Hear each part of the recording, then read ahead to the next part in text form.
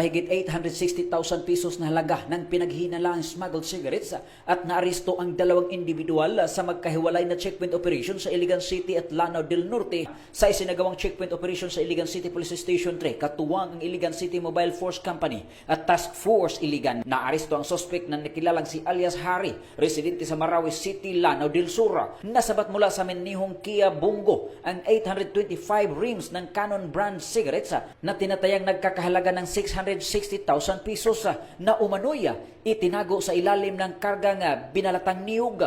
Nabigo ang driver na magpakita ng kaukulang dokumento mula sa Bureau of Customs at iba pang legal na papilis para sa transportasyon ng mga ito. Samantala, nagsagawa rin ng checkpoint operation ang 10 of 5th Maneuvering Company ng Army of Region 10, katuwang ang Pantar Municipal Police Station sa Regional Border Control Point sa Barangay Kampung, Pantar, Lanao del Norte, kung saan naaresto ang suspek na nakilalang si alias Howie, residente sa Lanao del Sur.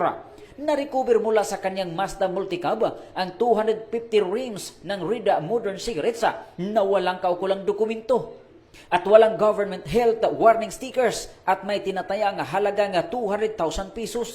Na-recover rin ng mga otoridad ang ilana sa mga sigarilyo na nakatago sa ilalim ng sahiga ng sasakyan. Sa kasalukuyan, nasa kustodiya ng Iligan City Police Station at Pantar Municipal Police Station ang mga sospeka habang inihanda ang pagsasampa ng kasong paglabaga sa RA 10863 o Customs Modernization and Tariff Act. Samantala, sinailalim na sa pangangalaga ng Bureau of Customs ang mga nakumpiskang kontrabando para sa tamang disposisyon.